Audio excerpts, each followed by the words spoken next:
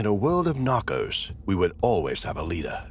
And when we dwell on one of the most notorious acts ever performed, we can't dispute the power of the big name Pablo Escobar.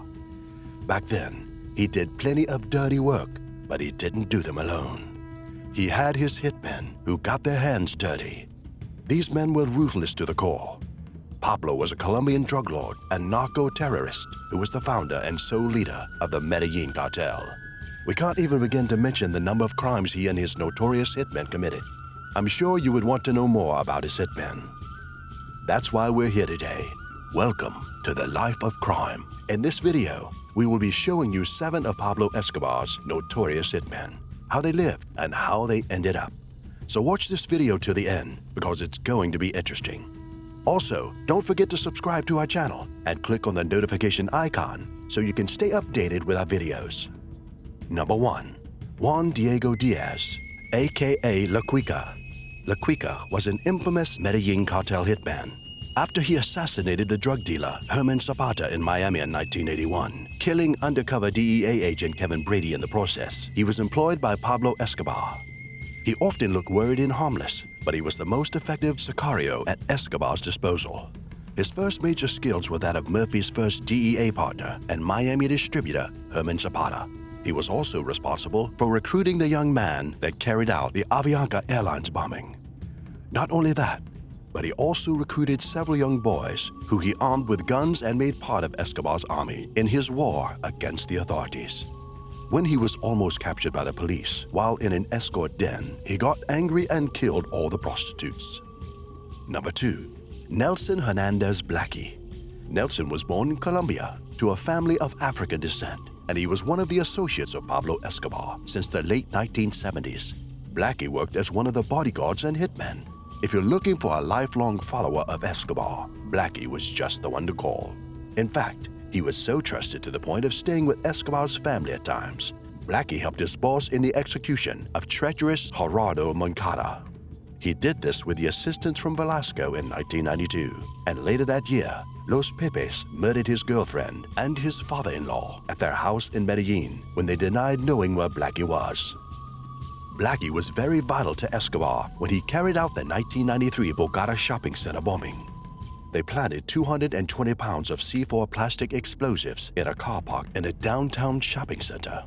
This was a clean and successful attack, and the bombing left over 20 dead and 70 wounded. Nelson Hernandez apologized to God while watching television footage of the aftermath of the attack. He knew what he did, and he also felt it. When Blackie sensed that Escobar was going crazy, he lied about seeing his wife, Maria Henao, and their daughter Manuela in a hotel window. This was to prevent Escobar from forcing him to stay put until he saw them. Of course, everything with a beginning must surely have an end. Nelson was arrested by the police as he left the payphone, and he was interrogated by the DEA. Rather than for him to be hanged for the bombing, he gave Agent Stephen Murphy and Agent Javier Peña details on Quica, leading to the search block raid on Monte Cassino. Number 3. Juan Corrales. Juan Corrales, also known as Lizard and Sure Shot, was a sicario working for the Medellin Cartel. He was one of Escobar's hitmen. He, along with Poison, Quica, and Blackie, was Escobar's top sicarios. Unlike Quica and Poison, Lizard had a shred of morality within him and was reluctant to kill Jamie Carrera's wife and child. He carries out many of Escobar's orders, including distributing free money to Medellin's poor neighborhoods in order to boost Escobar's popularity. Lizard was a very smart criminal who managed to escape the authorities on several occasions. His crime adventure came to an end when he was killed together with Poison during a CNP-DEA joint raid at a nightclub. Both of them were killed by a joint DEA-CNP raid in 1991. Number 4. Velasco. Velasco is, in fact, more of a schemer than a killing machine. He was one of Escobar's most loyal and trusted men. He held a disliking towards Pablo's other lieutenants, Gerardo Moncada and Fernando Galeano. He even convinced Pablo to believe they were stealing from him, and this act made Pablo murder them inside the La Catedral prison. Velasco survived the La Catedral siege and became a high-ranking member. This guy had zero respect for human life. After executing a number of killings, Velasco was captured by the Los Pepes death squad. This squad tortured him to make him reveal where Escobar was. Instead of snitching on his boss, he gave away 3 of Escobar's accountants.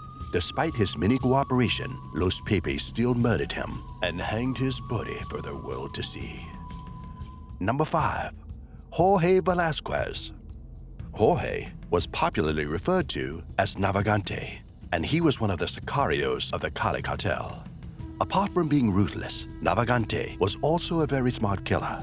He managed to work with both Gacha as well as the DEA's Agent Peña. All along, his true loyalty was with the Cali Cartel.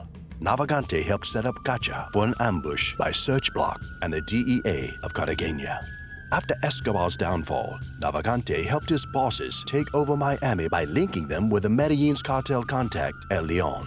When the Cali Cartel gained total control of Miami, he strangled El Leon to death. Navegante was one of the last few remaining sicarios of the Cali Cartel and was given a task to kill Guillermo Polamari. Navegante was disappointed to hear that Salcedo had betrayed the cartel by working as an informant for the DEA. But in a bid to secure his family's safety, Salcedo killed Navegante and escorted Polamari to the airport, allowing the DEA to fly him to the United States. Number 6. John Burgess.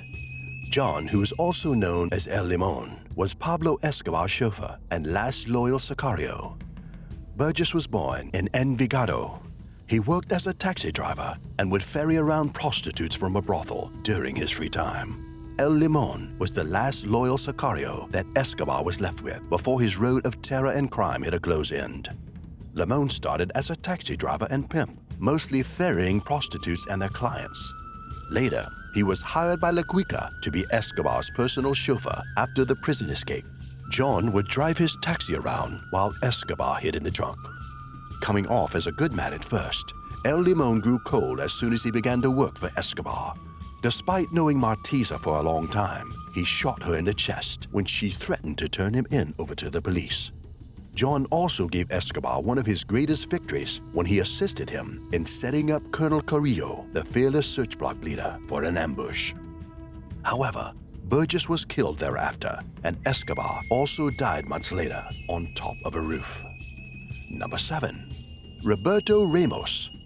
Roberto Ramos, who was popularly known as Poison, was a Colombian hitman and one of the sicarios of Escobar's Medellin Cartel. Anytime Poison appeared, danger arrived. Poison was a full-time murderer who was also thirsty for blood. He killed civilians and police officers with impunity.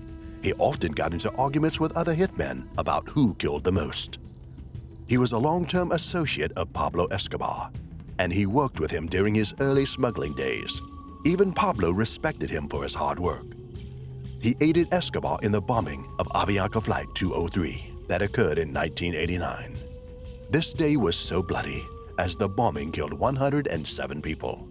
Even when Pablo declared war on the authorities, Poison allowed himself to be stopped by police at a roadblock, only to get out of the car and gun them down with a submachine gun. In 1991, DEA agents traced his satellite phone call and intercepted his plans to party at La Dispensaria with his fellow hitmen. Colonel Carrillo was given his location, and he was shot dead by search block operatives when he tried to escape through a window. After his death, Escobar raised a bounty offer on any DEA agent in Colombia to $500,000. And that's it for today. If you enjoyed this video, don't forget to subscribe to our channel and give this video a like. Thanks for watching.